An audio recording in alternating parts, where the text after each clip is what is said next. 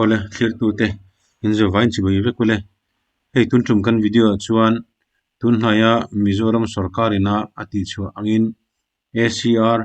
annual confidential report kumtina sarkar na thoktena kan submit thina chu online ati to turati awangin tun tum kan video hian online na ACR submit dan video tutorial kanon siam dona clear tu ten kan man tang kai ngei karinga nge mozo du te mani chon comment section lama te anan zo ta kan sui ho sel donia tin he video hi computer atanga ACR zia dana ni a phone atanga lu dan na yang deu renga ti chuan phone atanga lu dan poram changa karon siamanga chuan mimal data le mimal ming ti vel te kha alana wangin kai kan han ti sen vela clear tu ten in lo shet tiam vei se yani ama sabera chuan computer a khan Google Spartan Mizoram ti kan taipa kan search ta ti chuan spartan.mizoram.gov.in ti kharon lang ta chuta chuan kan click anga ti chuan Spartan users ID le password manga luna dashboard kha aron hong ta hei tuna kan hu me kang hi ni a heta hian users ID le password chuluna turoma hei sarkar na thok chuan kan nei de vek to a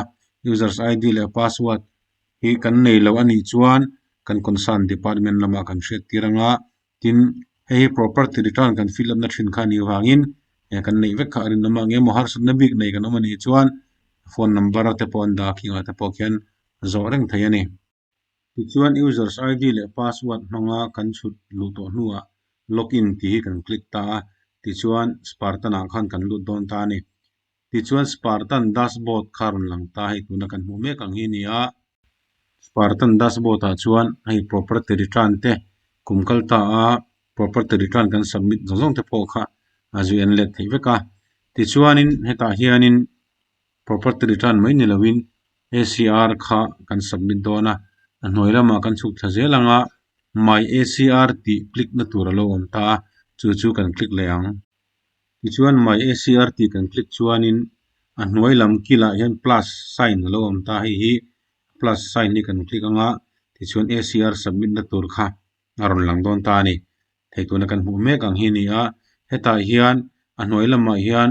profile ti aron lang ta hi profile update anga ya ni chuan update na tur ani a entirnan kan hlo te polo pung thut thei to a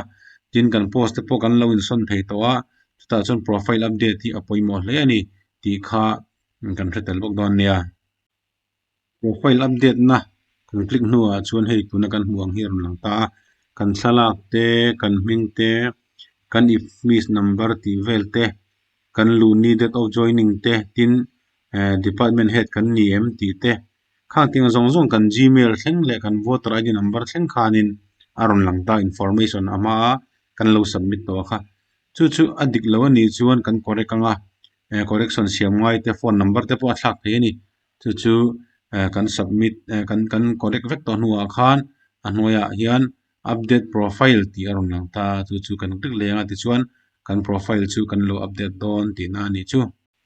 update profile ti kan click hnuwa profile kan update hnuwa chuan hei tuna kan huang hian annual confidential report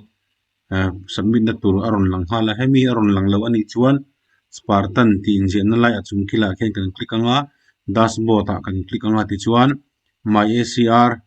ti kha hnoilama kan click lenga ti chuan hetiang hian ACR je na tur kha aron lang ta a ti chuanin ACR hi a submit hun chung kha thlan tur kha ron nom ta a hei update select na tur te ron nom ta hi kan click anga entirna nikum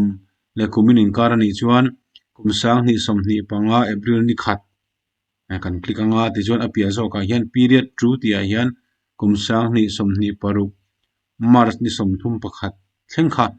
ta ti khan sarkar kumkal lai ang khan akuma kha mazu select mai tur ani a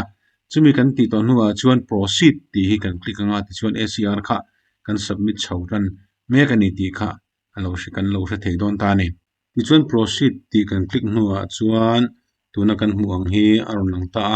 kan thalak te kan hming te tin kan service ti te date of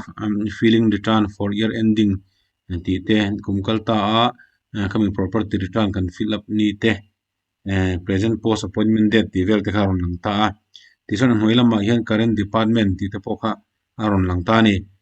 hi kan chuk thla zelanga asira na pawh thlak na om ta ti chuan add leave record ti te add training record ti te ron lang ta add leave record a chuan plus sign om ta hi kan click chuan leave kan lak za kan lak ni le kan lak chan ti te pawh kha je turom ta tin add training record a chuan training kan nei chung te kan institution khoya nge training kan nei ti te kha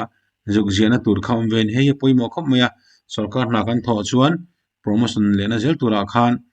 training voi ing za nge kan nei eng thila nge training kan kal ti te kha aron nge chin chia kha ngai thina hi kan lo chin che thalo tlang pui thina tun china chang online na khai kan ti ta ka hi chuan engkim ka fel fai ta khan ai no vong reng to don ni ti kha chiang ta athang reng khop mai ti chon chumi nuwa chuan kan chuk thata reporting authority ti helo om ta hi uluk taka en turania mingaron lang mi lawa designation poron lang law ta reporting authority chu tunge ani kan thathawa kan chungchi ami kha ania ti chuan hei asira hian select existing officer ti alo omanga ta hian hei kan click anga chumi kan click chuan service thlan tur lo om ta ni heta hian service chi sang sang nei kan nia chungka chu MCS te chumi service kan tiang chi te khalo ni chungka chu other service ti te pom ta an service a hian kaini chu other service ti kha kan select anga ya other service ti kha kan select ati chuan name of reporting ti a hian reporting authority nei tu te kan ming kan juk search don ta ni chumi an ming kan type nuwa chuan hei asira hian search na om ta he kan metanga ti chuan reporting authority kha anon lang don ta ti chuan chumi reporting authority chu mi chi sang sang kha anon lang thei ta kata khan kan chungchi ami kan ho tu kha ama kha ni em ti kha thalak nen kan en mil nuwa ama chu kan select anga he voi ni click anga ya ti chuan chumi nuwa achunga x kan click lenga ti chuan kan thlana kha reporting authority a khon a thalak te ama kha aron om don ta chumi nuwa chu tiang chi a chuan reviewing authority ti khalo vele ta tu chu kan select vele anga select existing officer kan kalanga ti chuan kan select anga chumi kan select a chu china kan sayang khan avoi ni kan click anga chumi nuwa chuan reviewing authority and athalak te aron lang anga ti chuan chumi nuwa accepting authority anoi lo le ta eta po hena chungchi kan tiang chi khan accepting kim kan officer te jing accepting authority akha